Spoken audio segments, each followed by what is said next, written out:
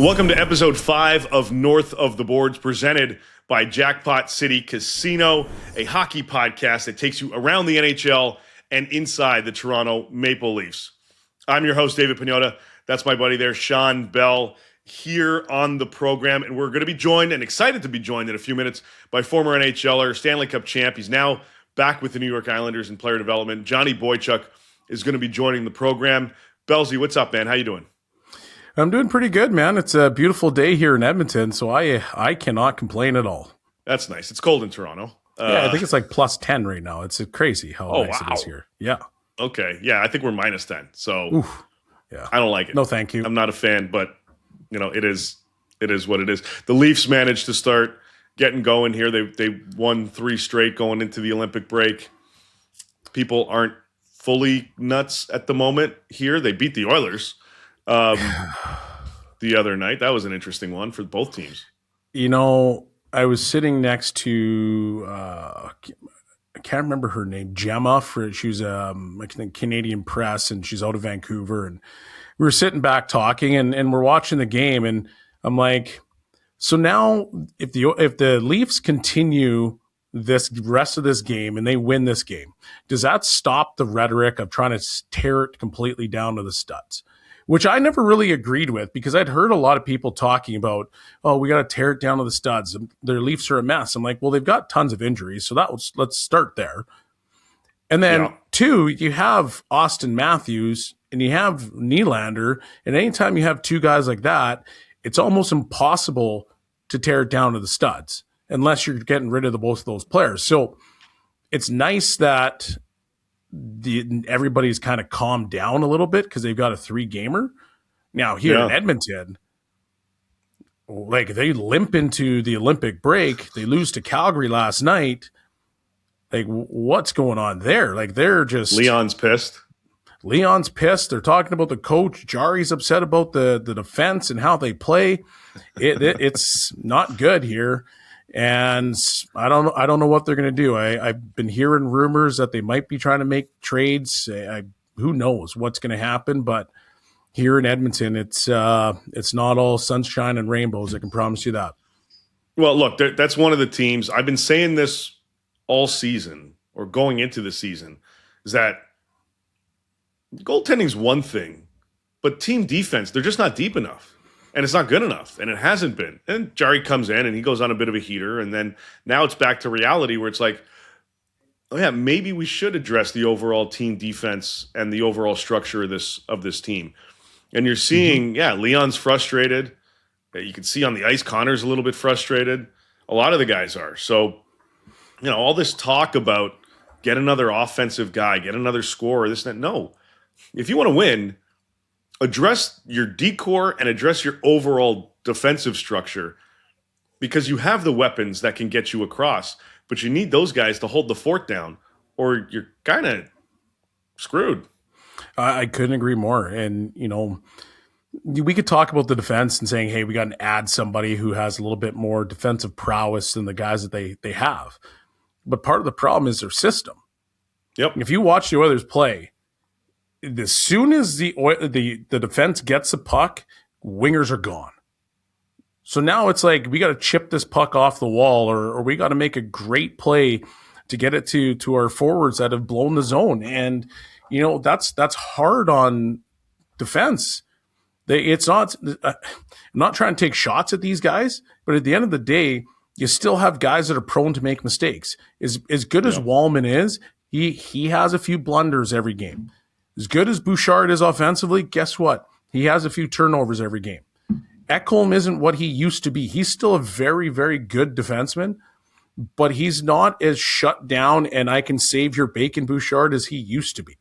Yeah. And then Darnell, injuries played a factor. It's slowed him down. And then Darnell Nurse, I'm sorry, but he's prone to make mistakes. So when you have a decor that's like that, and they're supposed to be puck moving guys, and they have a tendency to take an extra risk here and there, well, it's hard. So you have to play a game that's a little bit more connected. And right now, based on what you see, it's as soon as I think we're going to get a puck, bye-bye, we're going to leave you guys in the zone with this thing. And then all of a sudden, here comes a turnover. but we're also not going to get back as hard as we possibly can. So we're going to give up grade A opportunities. And guess what? The problem is that people in Edmonton complained about Stuart Skinner and how bad he was.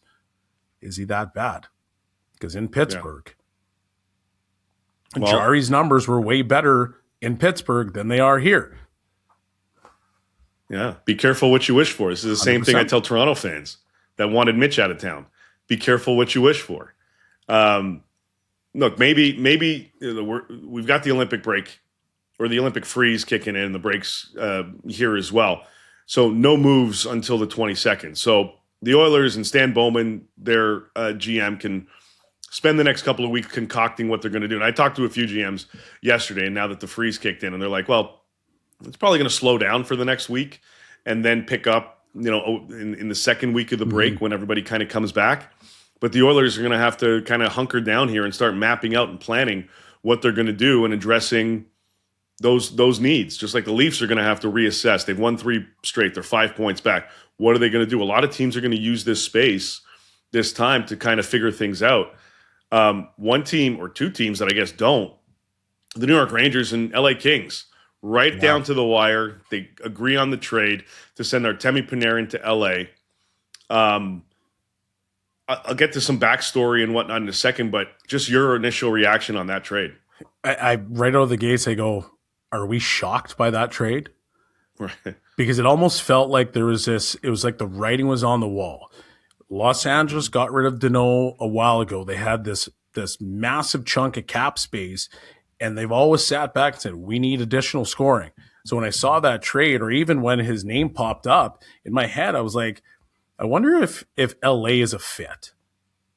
And, well, here we are. Like, I think you're probably going to talk about the fact that Washington had made an offer to him, and it didn't work out there, obviously. But, for the LA Kings to get Panarin, that's a big deal because they've consistently lacked scoring.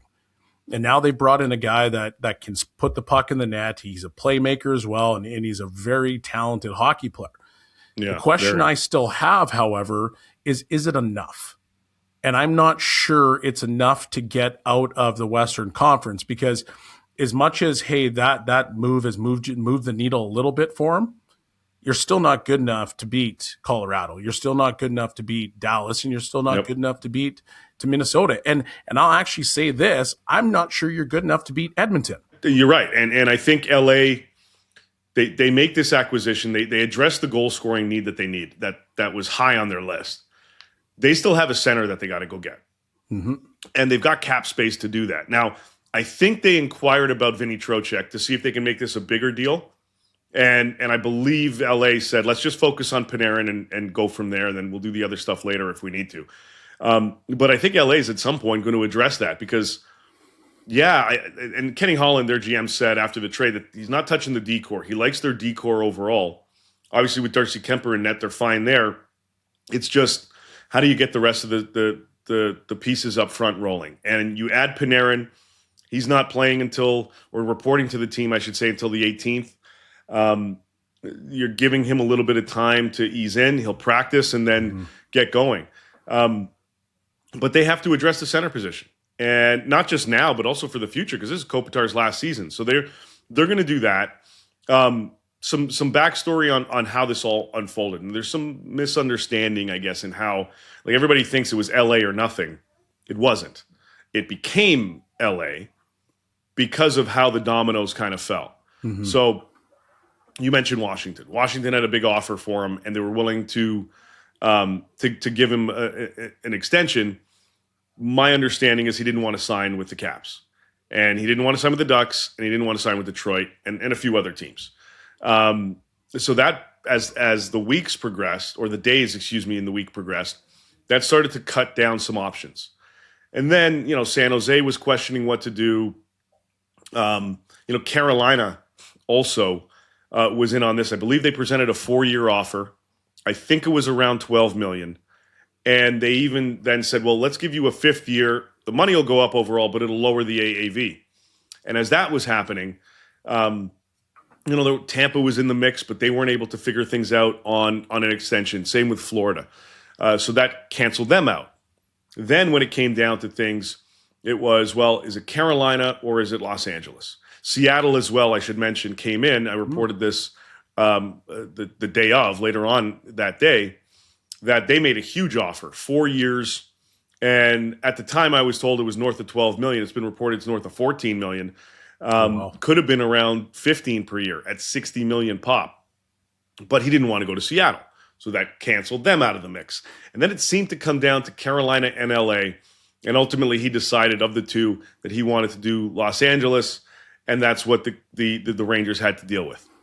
So that's where it wasn't LA or bust. This wasn't Brad Marchand going to Florida and only Florida.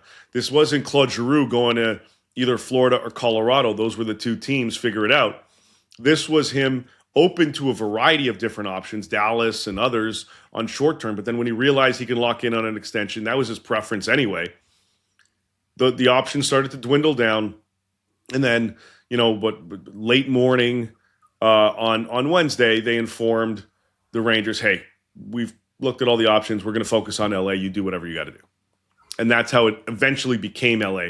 But this was never a scenario where Panarin said, I only want LA, figure it out. It evolved into that after all the discussion. So, and that's what you get, Belzy. You got a no movement clause. You're fully in your right to dictate how you want this whole thing to play out. Yeah, I'm just a little bit surprised by LA because I'm assuming that he's a guy that wants to win. And I'm not saying that LA can't. I just don't think they have enough to beat the top teams in the Western Conference. And it's funny because if they had Danault still, you probably have that depth from a center position. And then you go and add Panarin. Now it's a different team. But so now you still got to address that second line center. So, great move by Los Angeles. It sets them up moving forward, and they've got some more skill. And when Kopitar retires, you're not going to have just this massive drop because you still have some skill there.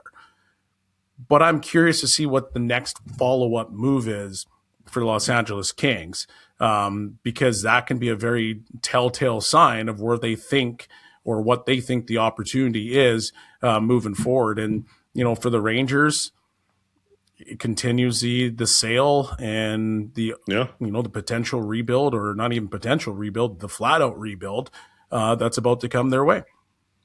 Yeah, they're not done. The Rangers have more moves. I mentioned Trocheck, Braden Schneider's out there. Teams like Lafreniere.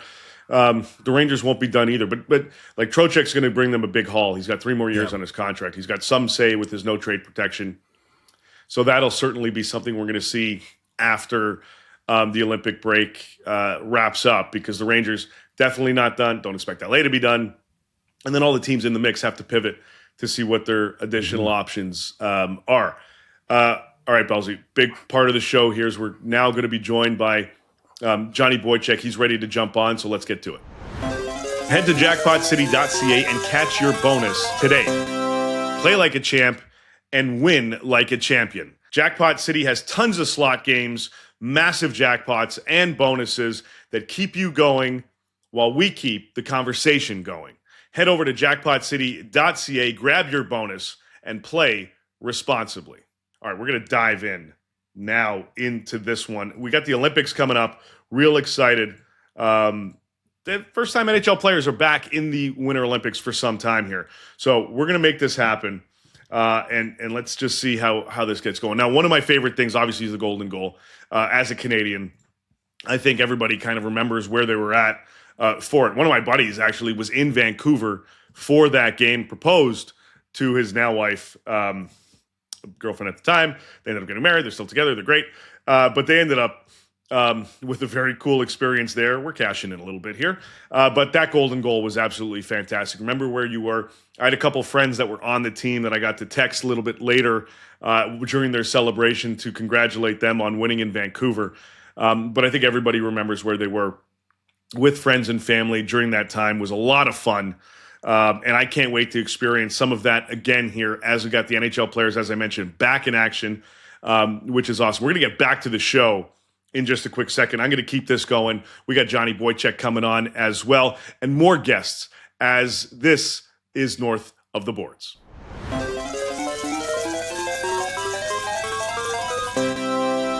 We're now joined by former NHL defenseman, Stanley Cup champion Johnny Boychuk here on North of the Boards. Thanks for jumping on, man. Appreciate it. No problem. Before we get into all the hockey stuff, going to go out on a limb, say you're not going for the Seahawks this weekend? That is correct. Yeah. Did you expect the Pats to be pulling this off this season, to at least make it to this point? Not to the final, but maybe playoffs. But right. I mean, once you get in playoffs with any sport, anything can happen. Yeah, it's a rough patch for you guys. Only been a few years since you've been back at It's been it. tough, So. 6 years, 7 years, something Tough. like that. Tough. Well, Belzy's got the Dolphins. I got the Cowboys. We're feeling that pain a little bit more than you. So it's rough. Yeah. It's rougher on this side. Yeah. Jumping in before we get into your playing career and everything that led to where you are now. You're back with the Islanders. You're in development. How's that experience been and that transition been to getting to this point? It's been enjoyable. I talked to Shawn before about it, and just to go down into the minors or even some junior guys and just talk to them, and they actually look at you and they're soaking in everything that you are telling them, and you can see them trying to use it on the ice, and it's just enjoyable to have them work with me. Right. Do you find when you do go down there that like you just mentioned, that it's enjoyable and they want to work with you and they try to pick up pieces of your game? Because hey, you just skated with us this past week Monday, and you let a slap shot go that still has got my goaltender scared. So like when you go down and you're on the ice and are you showcasing some of your skills? Like, are you just sitting back and teaching? Like what really, is the detail of what you do on a day-to-day basis? Are you talking about when I play shinny with you, or when I'm down in Bridgeport? I'm talking a little bit of both, because right now, like I said, when you played shinny with us, you still have my goalie terrified from that slap shot you took. Yeah. But when you do end up going to Bridgeport, obviously you played for a long time. You have some unbelievable attributes. Your shot is unbelievable. You skate really well. You were physical. There was things that you did in your game that can be very translatable to the younger generation. So do you showcase some of those things, or do you just, when you're in Bridgeport, you just sit back and talk about, watch video and talk about their particular games? I really enjoy being on the ice for practice when I'm in Bridgeport, because you get to see the players live on the ice, and when you see something, you just go straight up to them and tell them what you saw and what they could do better.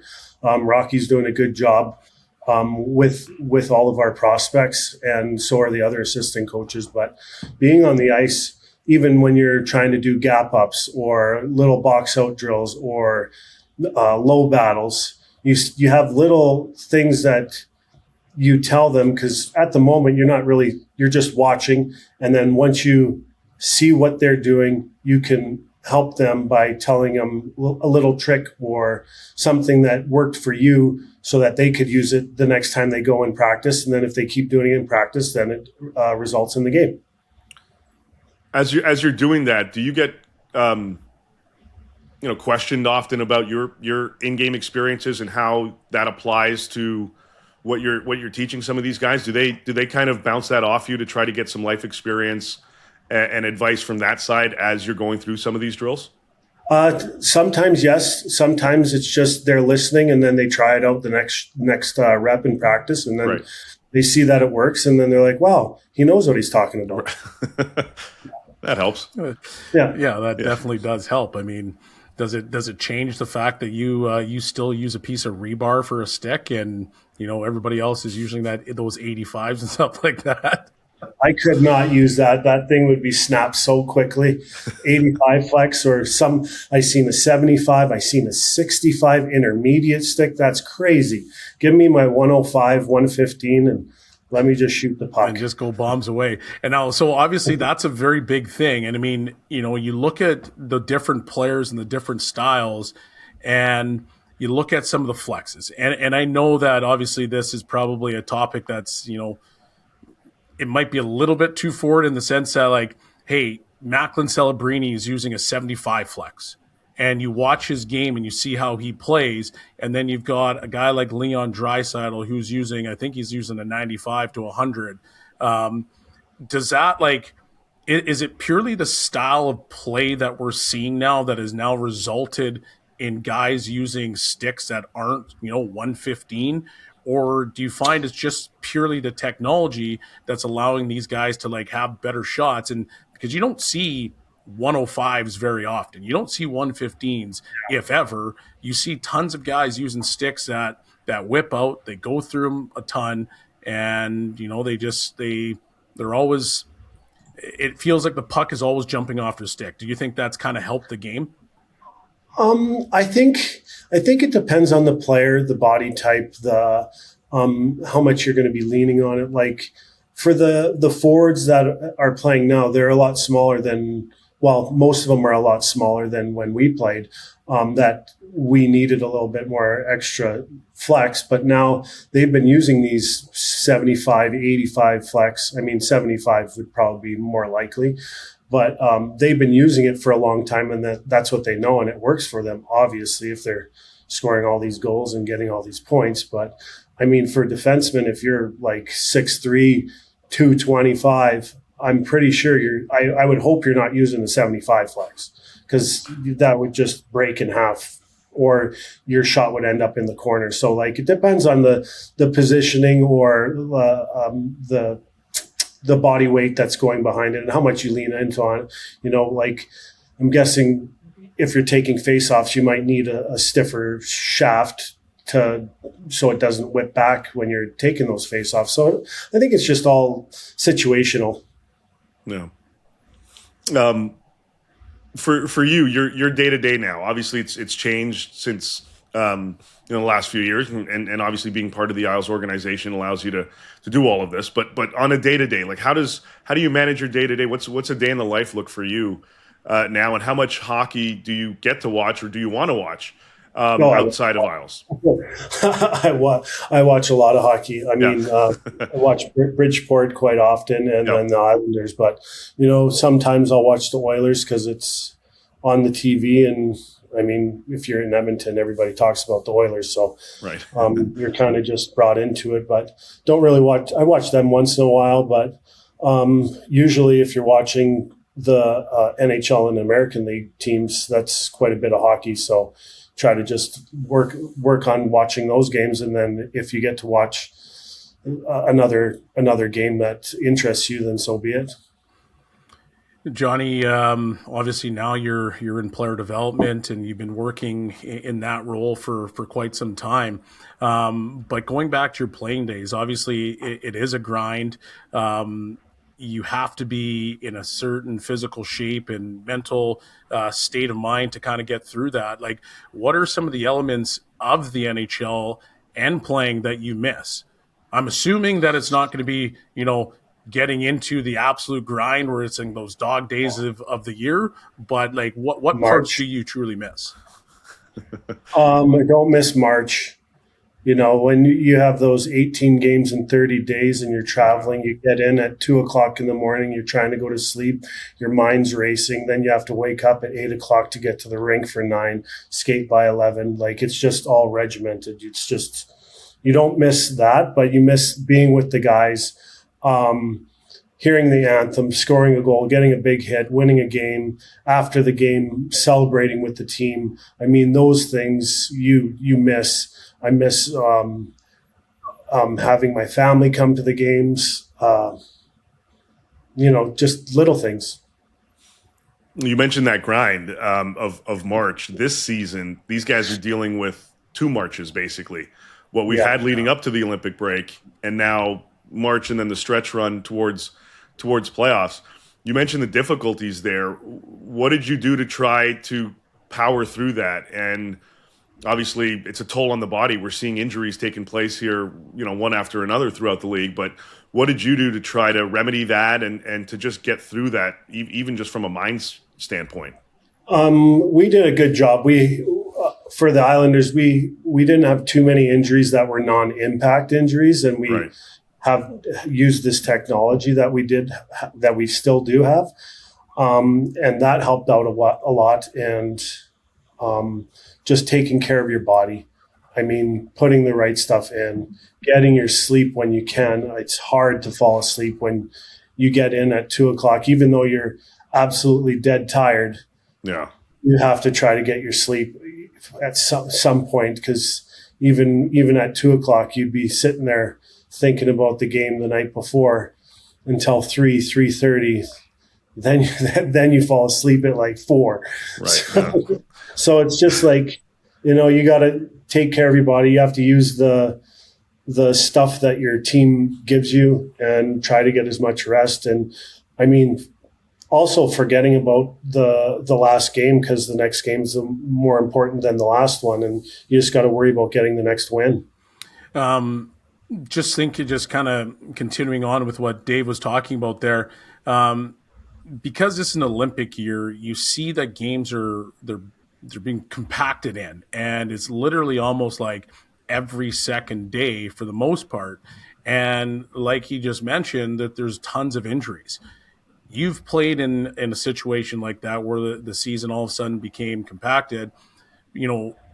Would you change anything? Is there ways to like stretch it out to make it better and more conducive to players' health? Because right now, like I think for the last month, everybody in Canada like sits back and says, when they watch the Oilers play and they see Connor McDavid touch, there's like a collective like sigh, like a gasp, and like, oh man, hopefully this guy's not hurt. Crosby the other day, he left the game and everybody is sitting back and like, oh man, like we could lose Crosby. Like, is there something that you, based on your experiences, would change, if you had the opportunity to be in a room with, a guy to change the schedule in an Olympic year? That'd be number one, is to change the schedule, have more games in, like maybe a couple games late September, and then a couple more added to October. Because when you get into, when it's not Olympic year, when you're in February and March, and sometimes even April, the March schedule is like, you never are looking forward to the March schedule at all for any team. I think there's actually, every year that I've played in the NHL, the March schedule is terrible.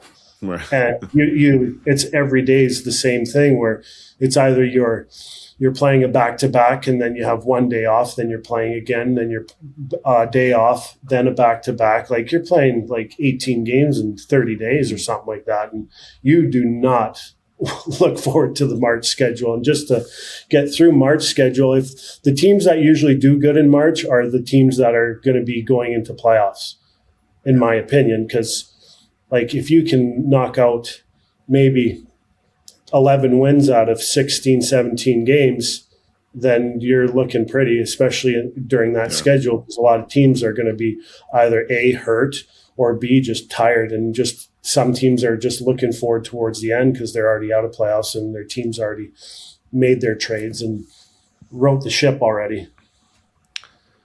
Touching on playoffs, you've obviously experienced a lot of that during your playing career. And I'm sure you've got a lot of highlights that I'd love to touch on throughout your career as well. But if we go to 2011, Boston, Stanley Cup champs, what was that experience like? And go down memory lane a little bit with us, if you can, just on how that ride was for you. It was phenomenal. I mean, we went game 7 against Montreal. Then we swept Philly 4-0 because we lost against Philly the year before when we were up by 3. But we learned our lesson. And then game 7 against Tampa. And then, in the finals against Vancouver, we lost the first 2 games. They're planning their parade. They come back to Boston. We beat them twice and go back and forth. And eventually we won 1 game on the road. That was the most important in game 7. And they had to cancel their parade.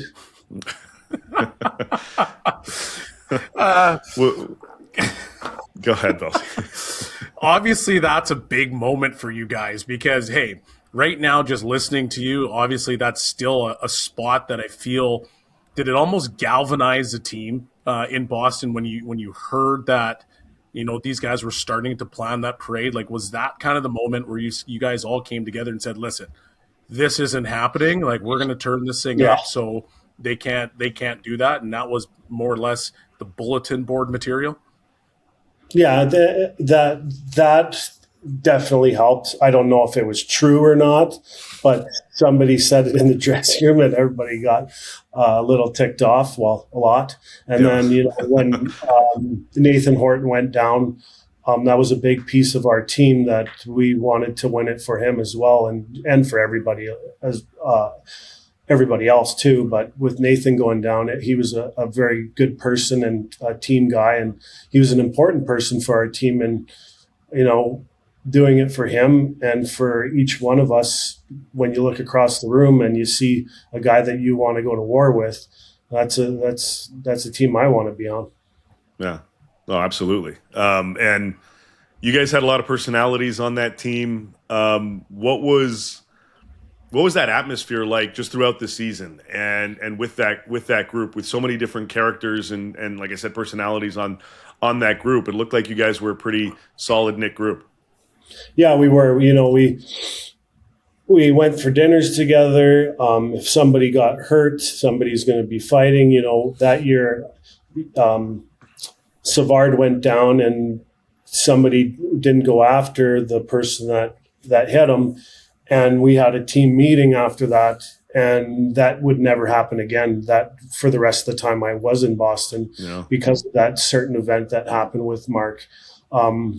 And to this day, everybody, I still remember it. And when we had that meeting after the game or the next day, nobody was going to touch one of our players without getting something happening to them. Yeah, I mean, I think I was with the Montreal organization at that time, and obviously you guys were a massive rival, still are. It's original six battle.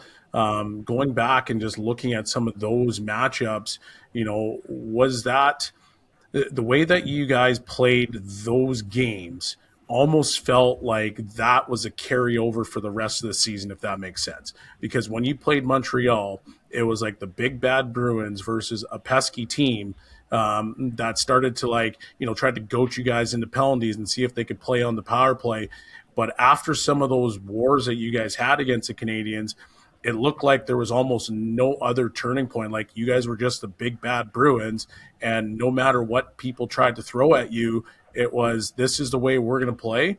Similar to what Florida's doing now, is this is the way that we're going to play, and either you can step up to it or you can basically get buried by it. Yeah, I mean, that was our team. We were physical. We could score. We had good goaltending, D, forwards. Like, we were a well-rounded team, but our toughness was one of the things that was key for our success. And, it wore teams down, especially in playoffs. You're going against us, and we have four lines just trying to score and hit and, block shots and do whatever it takes to win. I mean, it was fun. That was my kind of game too. So, it's always fun in playoffs because everybody's trying to not make a mistake, and it simplifies everything. So it makes it easier for some players like myself to play in those games, because you just have to do the right things, block shots, hit, and when you get a chance to score, do it. And touching on your game and the way that you played, and obviously, you weren't afraid to get dirty by any stretch. Is there a mental aspect to that you flip a switch as soon as you hit the ice, whether it's warm up or whatever, as soon as the puck drops? How do you get into that type of mindset where it's not just, going into the corners or knocking guys down or clearing the crease or whatnot, but, you being able to just throw your body in front of a shot and then do that consistently? The way that you played your game, was there a mental aspect that you needed to hype up, or what was kind of pregame prep for you when you went into those situations? I mean, I would play two-touch. That's always fun. I would chirp guys. Yeah. And then I think once I started to get ready and put my skates on, then I wouldn't talk to anybody. I'd be probably one of the loudest guys in the room beforehand, but as soon as I put my skates on, no, it's time to go to work, and I'd flip that switch, get on for warm-ups, and I think I would be like going through a shirt for warm-ups because I'd be going so hard just trying to get a sweat going. And I know the trainers did a really good job with drying my equipment. So, yeah. Props to them. Yeah, no kidding. Johnny, obviously, you blocked a ton of shots in your day. Yeah. Now, if you think about it, your shot is elite. It's extremely hard. Now, if you're on the flip side, take yourself having to block those shots. Who were some of the guys that you had to second guess and be like, do I really want to block this shot? Was there any? I mean, there's times when the puck would be coming. You can't move. It's coming so fast. Like, you got to, if you can move like that, then you probably shouldn't be playing hockey. You just got to, some guys get out of the way. But, I mean, when you have guys shooting, if it's coming head high, you're ducking out of the way. But other than that, like, you got to eat it. Yeah. That's just the way it is. Not even like a Weber or Chara, like in practice? Like Webb's Z can rip practice. that puck. Yeah, Z in practice, like I wouldn't even be standing in front of the net. Nope, no chance. That thing was coming because he wanted to practice like he played. So when he was shooting in practice, he was shooting. I'm not standing in front on the penalty kill on that. Not a chance. Shea Weber too. Like when he shot, like you knew you had to block it. You didn't want to, but I mean, it is what it is. You have to. Touching on Chara just quickly, you know this better than anyone, having played with him, but there were people that told me, guys that told me that they felt like at some points of throughout various games, that he would let up a little bit as to not just completely murder somebody on the ice. Like he would go at you and hit you at like 75%, and that was like 120 for someone else. Did you ever get that sense from him that maybe in certain circumstances? Not really. Maybe once in a while, but like right. Z's not going to let up that much on you, if any. Yeah. Whatever he did, he was doing it as hard as he could, as well as he could. I mean, his preparation for every game, practice, training session, he was there, like grinding it out. Like, and you could see him. Like, at the beginning of the one season, he was walk into the training room, like into the gym, and he's doing the hand bike, and I'm like, what is he doing? Like, why would you be doing that? And I'm like, what? It is what it is. Yeah. I wasn't going to go on it, but he did things that other people didn't really want to do, and he wanted to try it out, and he would go as hard as he could, and that was just him. So for him to let up on guys, they're lucky. Yeah. Yeah. Yeah, that's very true. Obviously, you were with the Bruins for a while. You then signed a free agent contract, right, with the Islanders? Traded the Islanders. What was the difference, I guess, going from Boston, where you guys had an unbelievable culture, you were the big bad Bruins, to going to the New York Islanders? It was, it was, at first when I got traded, it was really hard because you're getting traded away from a team that you battled so hard for, won with, lost a cup with. And then for me and my wife, we just had 2 kids. And it was actually kind of nice because we actually had a yard, because we lived downtown in Boston in the North End or South End, depending on the year. And, we had a dog as well. And for us to get traded to the Islanders, like, the living was great there. Like, living in Garden City or Manhasset, most of the guys live in both locations, is a good spot for families to grow up. And when we got traded there, it was a younger team. They've been doing bad for so long. And me and Nick Leddy came in and, helped the defense. We still had another couple really good defensemen at the time. And, a lot of people, like usual, aren't expecting the Islanders to make playoffs, and then that year we did. And we lost to Washington, who won the Stanley Cup. So we did a pretty good job against them, but at the end of the day, they beat us and won the cup. So they deserved it, that's for sure. But it's a good place. Now this year they're doing well again. Schaefer's doing extremely well. A lot of guys are playing great. So, it's going to be exciting going into, this playoff push.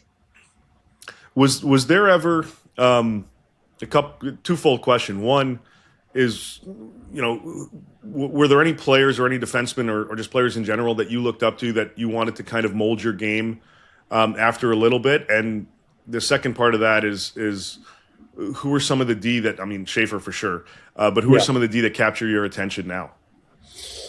Well, Schaefer's one, but growing up, I watched the Oilers, but right. I like to watch Al McInnes or Scott Stevens or Ray Bork. So I liked watching those guys, and I tried to be like a Scott Stevens with the Al McInnes slap shot. So good combo. Those. So I didn't really watch the Oilers being from Edmonton, but I watched those defensemen in particular and tried to do things that they would be doing on the ice. And, now, I watch so much Islander hockey that, you just watch Schaefer. I watch Schaefer all the time. You got Pulak and Pelech, Susie and Mayfield and Tony D. So, you watch all those D-men and they're doing a good job so far. And, the Bridgeport guys, when they got called up, did a great job as well for the times that they were there. What you guys just mentioned the two trades, Palat and Susie. What has that done to the Islanders? Well, Palat came in first game, got a goal and assist, so it was a warm welcoming for him. Yeah. And, No kidding. and Susie scores against his old team, so it's so far so good. Hopefully they're getting acclimated to the island, and I'm sure they are, and the team's more than welcoming for them as well. And Susie doesn't have to move too far, neither did Palat. So if they did have families or kids, they not necessarily had to move to the island to watch their dad play hockey. Yeah. We're going to, again, we appreciate you jumping on here on North of the Boards. We're going to wrap things up pretty quickly. But just a couple quick questions more, from my end. You touched on your teammates. You touched on some of the guys that you played with over your career in Boston on the island. Who were some of the guys that were kind of the most intense teammates? You touched on you kind of like zeroing in when it was game time. But who else do you feel was a pretty intense teammate to play with when the puck dropped? Luch. Okay. For sure. Yeah. He was intense and intimidating. Thornton.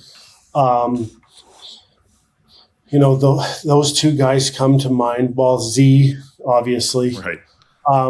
But you always knew that Bergie was going to win a face-off, so you're preparing for a win.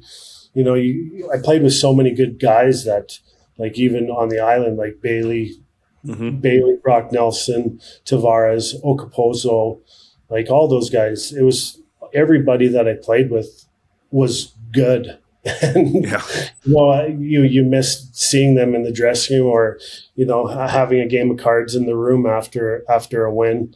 So even like Clutterbuck and Cizikas and Martin, like that line, like good players all around and good teammates as well. Best chirper that you've ever played with? Oh, Clutter for sure, 100%. Oh yeah, Clutter hands down. He loves to run his no mouth. problem. Yeah, he was good at it. He did his research too, which was weird. The funniest thing, so I played with him with Minnesota, and we were both on the farm, and he had Vandermeer so wound up that Vandermeer literally came off the bench and went right up to him, who was sitting on the bench, put a stick basically in his face, and like, you keep talking, this is going in your mouth. And it was like, we had Johnny Scott and Matt Cassian, and they were all sitting up in the stands at the time, because Constantine just didn't believe in toughness for some odd reason. But yeah, Clutterbuck he's a guy that could get under your skin in a hurry. Quick question for you. Who did you hate playing against the most? Pavel Datsyuk. Really? Why? Oh. Interesting. Yeah.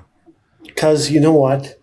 You think you have them, And then all of a sudden he throws a backhand sauce to Zetterberg in the slot for a one-timer, and you're on the ice and there's another minus. And you're like, what just happened? Like I had him right in front of me. And then all of a sudden you're -1 again or -2.